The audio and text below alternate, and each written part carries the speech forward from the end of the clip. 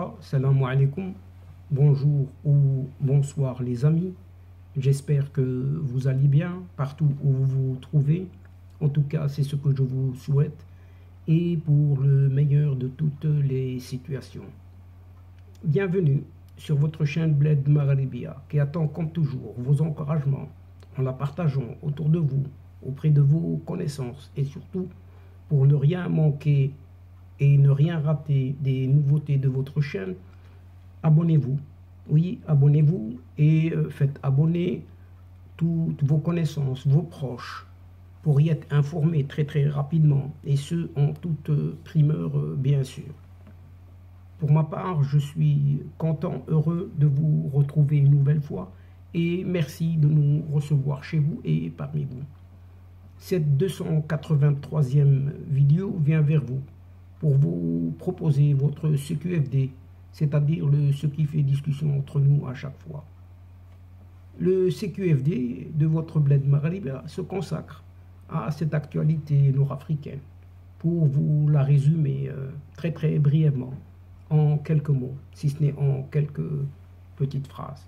Et justement, ce CQFD se consacre une nouvelle fois au dossier du Sahara marocain où le secrétaire d'État américain, Anthony Blinken, et l'envoyé personnel du secrétaire général de l'ONU, donc de l'Organisation des Nations Unies, Staffan de Mistura, insiste précisément sur le renforcement du processus politique. Alors que du côté de l'Union africaine, cette UA, le Kenya fait des siennes et inscrit la question du Sahara marocain sur l'agenda du Conseil de paix et de sécurité. Cependant, à ce même sommet de l'Union africaine, le Polisario veut engager les Africains dans des actions militaires, des actions militaires contre le Maroc justement. Et ce pseudo-secrétaire général, celui qui s'appelle secrétaire général du Polisario, a invité ce samedi à Addis Abeba en Éthiopie les Africains à prendre des sanctions, voire même des actions militaires contre le royaume, dit-il, conformément à la charte de l'Union africaine, toujours selon lui. Mais il paraît que leur marraine, qui est cette Algérie, ne souhaite pas s'engager dans une guerre contre le Maroc. En tout cas, c'est ce qu'affirme ce ministre des Affaires étrangères algérien. Mais alors, qui croire vraiment? Qui croire vraiment? Et donc, chers amis, comme annoncé, Anthony Blinken, le secrétaire d'État américain, a rencontré jeudi soir à Washington Staffan de Mistura, cet envoyé personnel du secrétaire général de l'ONU. Et à cette occasion, le chef de la diplomatie américaine a réitéré l'engagement continu des États-Unis à soutenir les actions de Staffan de Mistura pour mener le processus politique de l'ONU au Sahara marocain. En tout cas, c'est ce qu'indique le porte-parole du département d'État dans un communiqué. Un passage qui devrait satisfaire les officiels marocains qui ont toujours insisté sur l'examen exclusif de cette question par les Nations Unies, alors que le Polisario et l'Algérie plaident pour un rôle de l'Union africaine dans les pourparlers. Anthony Blinken et l'envoyé personnel du secrétaire général de l'ONU, ce Staffan de Mistura, pour le Sahara marocain, ont également discuté de l'engagement diplomatique avec les partenaires internationaux pour renforcer un processus politique crédible qui conduira à une résolution durable et digne à ce conflit. En tout cas, c'est ce que conclut le texte de Ned Price. En janvier déjà, en janvier, Staffan de Mistura a effectué une tournée au Maroc, dans les camps de Tindouf, en Mauritanie, en Algérie et en Espagne. Et on ne cessera de le rappeler. Un premier contact avec l'ensemble des partis depuis la prise de ses fonctions en novembre 2021. Après sa réunion avec Anthony Blinken, le diplomate onusien Staffan de Mistura donc devrait annoncer très prochainement sa feuille de route pour le règlement de ce différend régional. Mais d'un autre côté, au sein du Conseil de paix et de sécurité, ce fameux CPS de l'Union africaine, le Kenya fait des siennes, offre au Polisario un dernier petit cadeau, pour ne pas dire un dernier petit cadeau empoisonné, avant le renouvellement de cette instance, à savoir ce CPS, auquel le Maroc a été élu. Alors que le Kenya assure pour ce mois de février la présidente tournante du Conseil.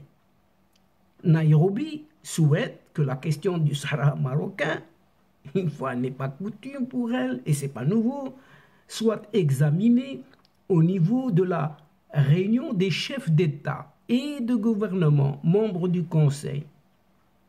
Un communiqué, oui, un communiqué ce CPS, donc de ce Conseil de paix et de sécurité, publié, donc ce communiqué publié cette semaine, indique que pour le mois en cours, c'est-à-dire mois de février, le CPS devrait tenir deux réunions au niveau des ambassadeurs pour examiner les situations au Soudan et en Guinée, ainsi que pour recevoir une mise à jour sur l'état des consultations sur cette AMISOM, c'est-à-dire African Union in Somalia Mission, autrement dit, mission de l'Union africaine en Somalie, après 2021.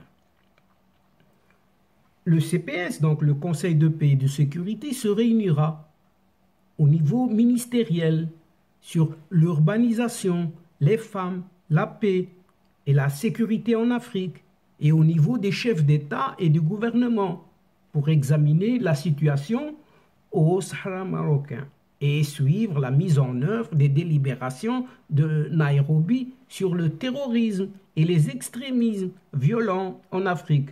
C'est ce que poursuit la même source. Cette session est prévue le mercredi 16 février prochain. C'est tout proche. Un programme provisoire pour Nairobi, donc du Kenya, repris par le média kenyan de East African, explique le calendrier définitif du programme est attendu ce samedi.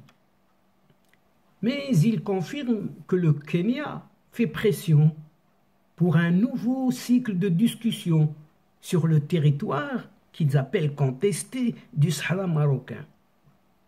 Et la réunion sur le Sahara marocain fera suite à une précédente session du CPS, présidée par le président Uhuru Kenyatta le 9 mars 2021. Explique toujours ce média qui ajoute que l'objectif sera d'examiner les conditions qui ont donné lieu aux tensions et à la violence actuelle et d'évaluer si les mesures politiques et les stratégies adoptées au niveau international et régional, même national, apportent la paix aux Sahraouis. Et comme s'il y avait violence sur le territoire du Sahara marocain, feu et à sang, alors qu'aucun média n'en parle. Voyons partout la violence et guerre sanguinaire sur ce territoire du Sahara marocain, dont aucun média au monde ne fait écho actuellement. Il rappelle en tout cas qu'en mars de l'année dernière, lorsque le Kenya présidait le Conseil de paix et de sécurité, ce fameux CPS, eh bien, le même président kenyan avait appelé lors d'une session sur la paix durable en Afrique à un cessez-le-feu immédiat au Sahara marocain. La guerre fait rage finalement au Sahara marocain. Et les Marocains ne le savent même pas. Osant même demander à la Troïka de l'Union africaine, oui, toujours ce président kenyan, et à l'envoyé spécial de l'Union africaine pour le Sahara marocain, Joachim Chissano, de revigorer le soutien à la médiation menée par l'ONU.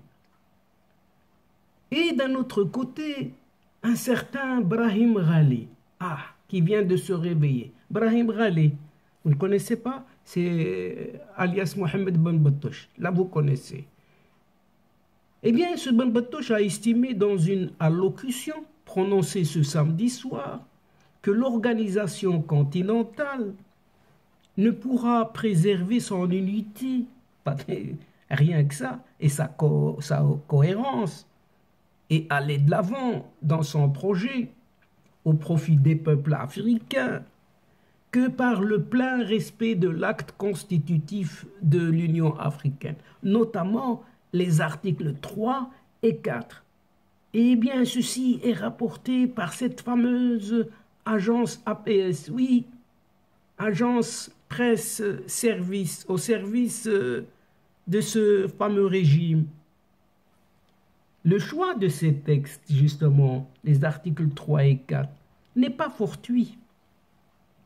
En effet, l'article 3 appelle notamment les composants de l'organisation à défendre la souveraineté, l'intégrité territoriale et l'indépendance de ses États membres. Quant à l'article 4, lui, il exige le respect des frontières existantes au moment de l'accession à l'indépendance, l'interdiction de recourir ou de menacer de recourir à l'usage de la force entre les États membres de l'Union, la non-ingérence d'un État membre dans les affaires intérieures d'un autre État membre. Et ce texte également institue le droit de l'Union d'intervenir dans un État membre sur décision de la conférence des chefs d'État dans certaines circonstances graves, à savoir les crimes de guerre, le génocide et les crimes contre l'humanité.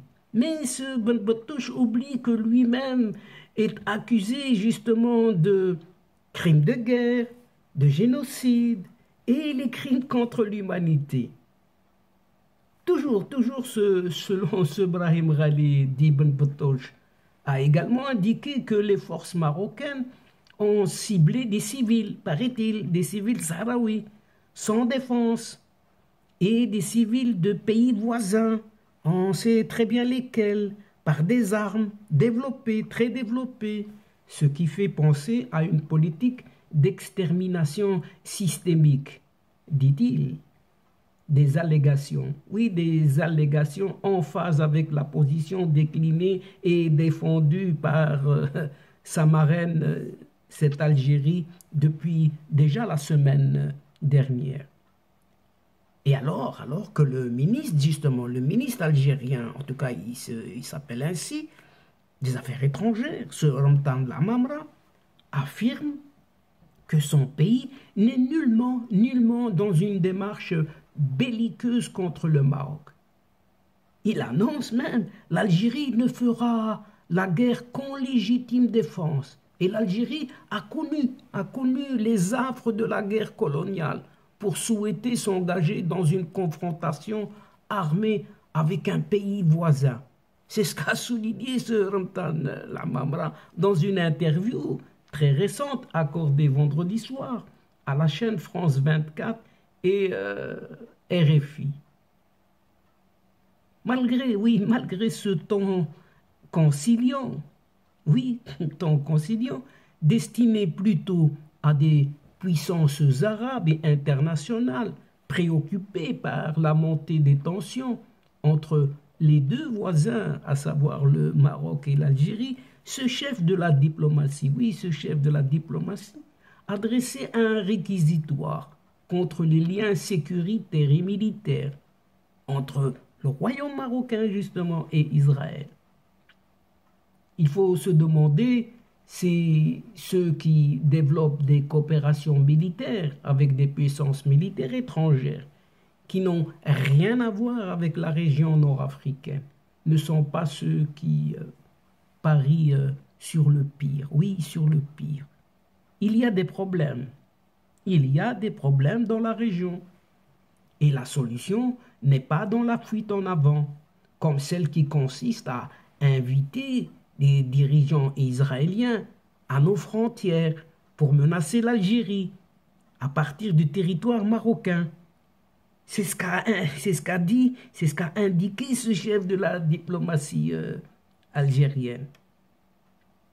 Une référence tout de suite vue aux propos tenus par un certain ministre d'État hébreu particulier, un certain Yair Lapid, lors de sa visite en août dernier à Rabat. Et il poursuit, ce Ramadan Lamamra donc, nous partageons une certaine inquiétude quant au rôle de l'État algérien dans la région qui s'est rapproché de l'Iran, avait-il déclaré. Ah, l'Algérie a le droit de se rapprocher de l'Iran, mais le Maroc n'a pas le droit de le faire avec Israël.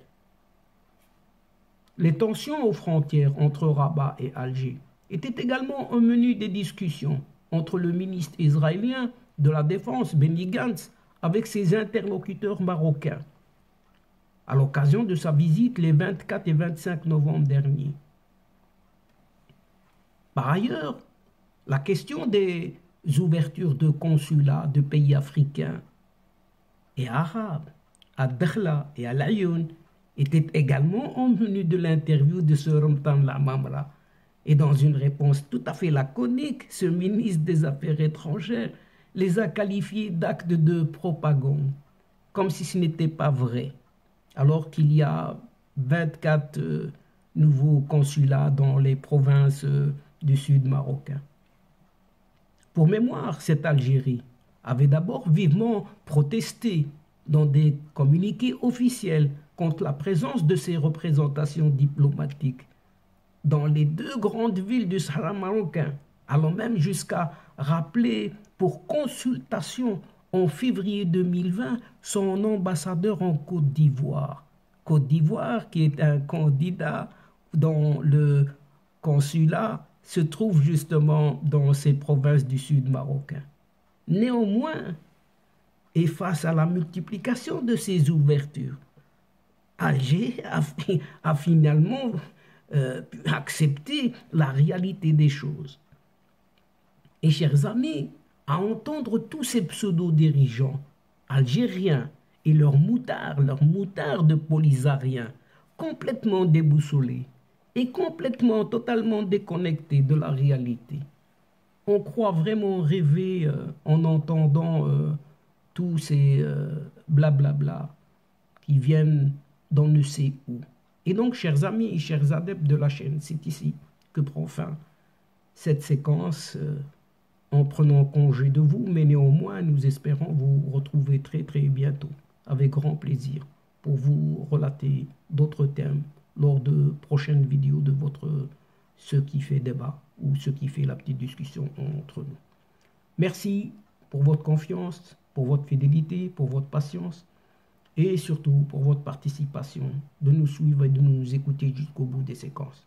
Mais néanmoins, ne nous oubliez pas, n'oubliez pas de votre chaîne, d'aider votre chaîne en vous y abonnant et de faire abonner tous vos proches, vos connaissances, partout où vous êtes, afin d'y être informés très très rapidement. Et n'hésitez surtout pas de partager au grand maximum autour de vous les séquences vidéo de votre chaîne Bled Maghrébia. Pour ma part, il ne me reste plus qu'à vous dire au revoir les amis الأصدقاء السلام عليكم ورحمة الله وبركاته. À la prochaine fois et à bientôt. إلى اللقاء في حصة أخرى إن شاء الله. مع السلامة.